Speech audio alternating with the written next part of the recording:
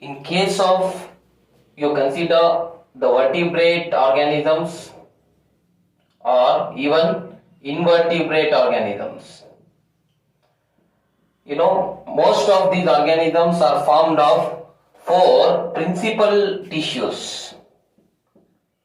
So these 4 principal or the important tissues are, firstly, we have the epithelial tissues, followed by the second we have connective tissues, to go with muscular tissues and nervous tissues. So these 4 types of tissues, dear students, can be found in most of these vertebrate as well as invertebrate organisms. They are considered as the principal tissues. Alright? Now, few important aspects if I want to tell you. See, epithelial cells are derived from, as I said you before, all the tissues of the body are derived from the primary germ layers, which are formed in the embryo stage itself. That is ectoderm, endoderm and the mesoderm. Alright. So now here epithelial tissues, alright, are formed from all the 3 types of primary germ layers or primary germ tissues. Okay.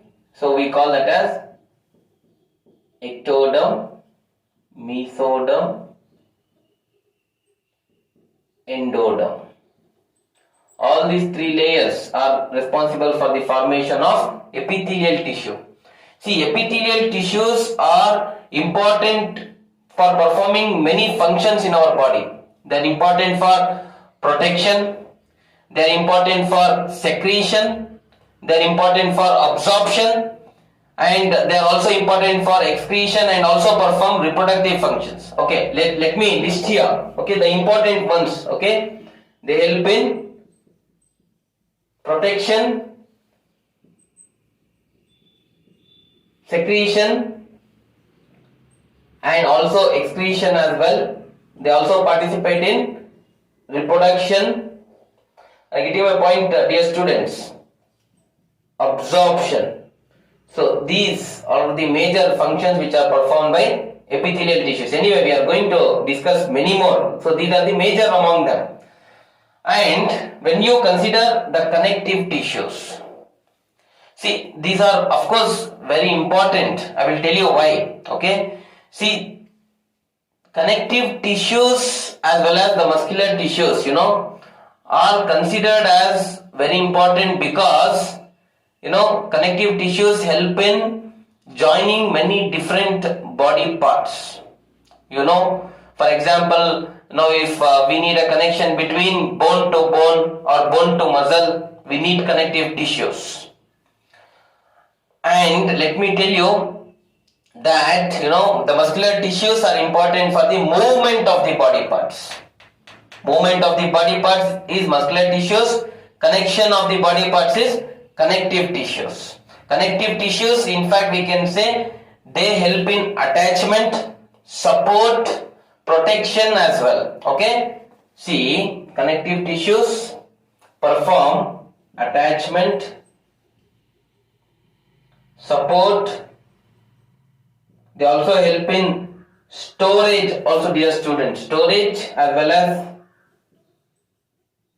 protection, okay, transport of various nutrients in the body. Okay. So anyway, so these are some of the important functions of connective tissues. Muscular tissues, as I said you, they help in movement of the body parts and they also help in locomotion.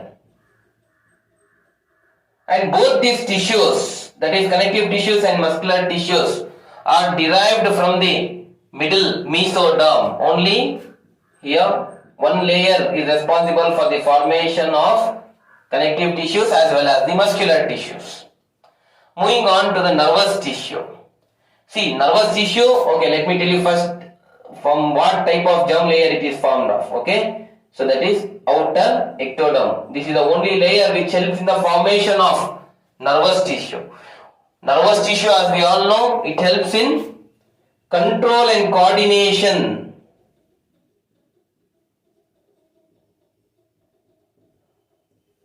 Okay, control and coordination of our body through conduction of impulses. Alright, so remember these points, dear students. Okay, let me just come back. Epithelial tissues are divided into in fact many different types. We will discuss in the next topic. Before that, let me tell you, they are derived from three primary germ layers, all three, that is outer ectoderm, middle mesoderm and the inner endoderm, and they perform the important functions as protection, secretion, excretion, reproduction and absorption. Connective tissues and muscular tissues both are formed from the middle mesoderm, that is the primary germ layer, and connective tissue is important for attachment, support, storage, protection and transport in our body. Muscular tissue is important for movement and locomotion in our body. Moving ahead, nervous tissue, it is derived from only one outer ectoderm, and it helps in controlling and coordinating, alright, all the body functions, okay, through the conduction of impulses. Alright, dear students, so this is some of the important principal tissues, alright, which can be seen in almost all the vertebrates and the invertebrates. In fact, studying of them, these and their structures and also their functions, alright, becomes highly essential, which we are going to do in the coming topics. Students, as I said you that animal tissues are classified into four principal tissues. Firstly, the epithelial tissue. Then second, we have connective tissue. To go with this, muscular,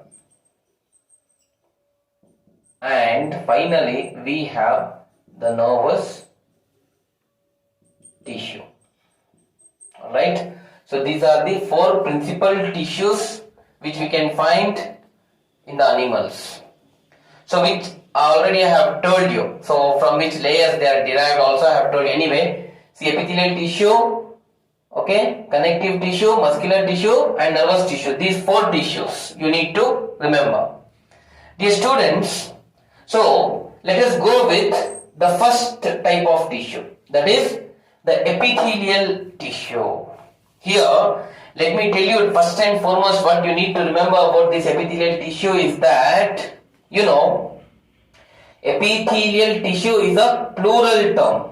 It is plural term which we use, or we can also refer it to as epithelia. Whereas there is one more term, epithelium. Epithelium is singular. Alright. See, epithelial tissue or epithelia mean the same. They are plural terms. Okay. Then epithelium is singular. Okay. Note that point.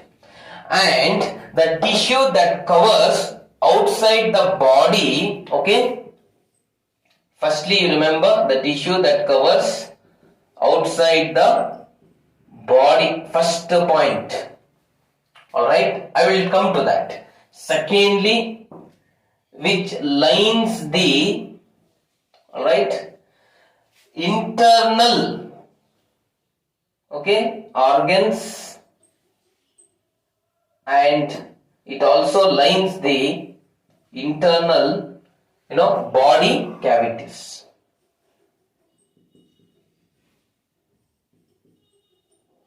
Alright, so these two, as I said you, internal, that means within the body, also the epithelial tissue is important as well as outside the body.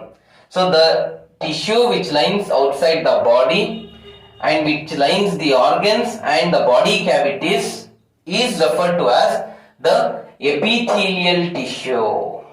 Further, dear students, we know that the epithelial tissue is made up of all the three primary germ layers.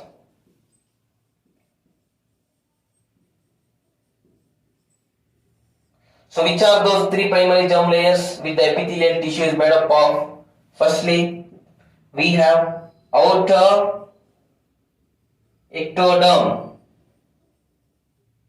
Now let me tell you, okay, this outer ectoderm, alright, constitutes the outer portion of the skin, alright, outer portion of the skin, alright. The outer portion of the skin is lined by the outer ectoderm.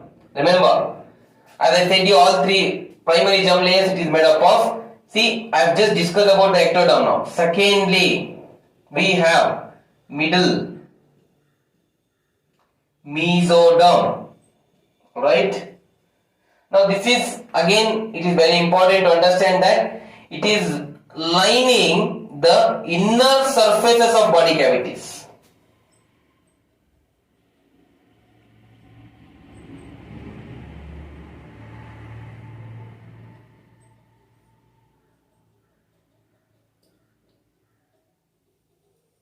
Alright, see, this is the second one. Mesoderm lines the inner surface.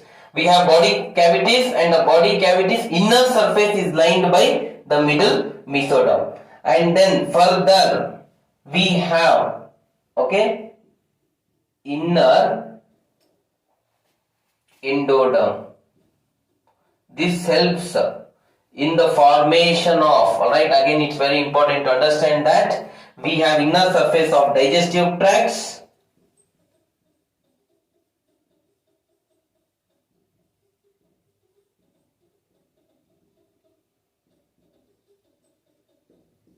alright.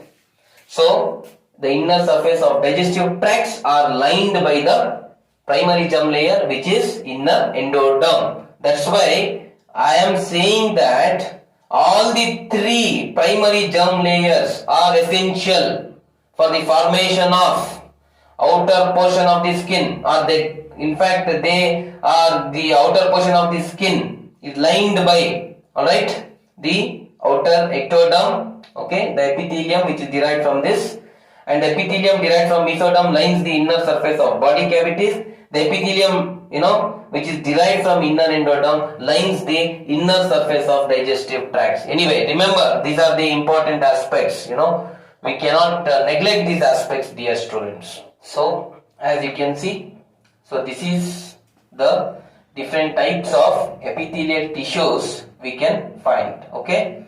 So, remember that epithelial tissues are divided into simple epithelial tissue and compound epithelial tissue. The simple epithelial tissue is made up of generally single cell layer, whereas compound epithelial tissue is made up of more than one cell layer. And here, simple epithelial tissue is again divided into 5 types. That is, squamous simple epithelial tissue, cuboidal simple epithelial tissue, columnar simple epithelial tissue, and we have ciliated simple epithelial tissue, and further the last one, that is pseudo-stratified simple epithelial tissue. Under the last 2 types we have, that is ciliated and pseudo-stratified, they are further having 2 types, that is columnar ciliated simple epithelial tissue, cuboidal ciliated simple epithelial tissue. Under pseudostratified we have 2 types, columnar pseudostratified simple epithelial tissue and ciliated pseudostratified simple epithelial tissue. This is the way you have to, in fact, define it, dear students. And coming to the compound epithelial tissues, we have 2 types, stratified, okay, compound epithelial tissue and transitional compound epithelial tissue. Under stratified, right, compound epithelial tissue, we have 4 types. One is squamous stratified compound epithelial tissue, cuboidal stratified compound epithelial tissue, columnar stratified compound epithelial tissue, and further columnar ciliated stratified compound epithelial tissue. Okay, then to go with that, again squamous, okay, stratified compound epithelial tissue is divided into two types: keratinized squamous stratified compound epithelial tissue and non-keratinized squamous stratified compound epithelial tissue. There are no subdivisions under transitional compound epithelial tissue. So this representation is very important in the viewpoint of the NEET examination and other competitive exams as well. You need to remember this to understand the complete divisions of the epithelial tissue.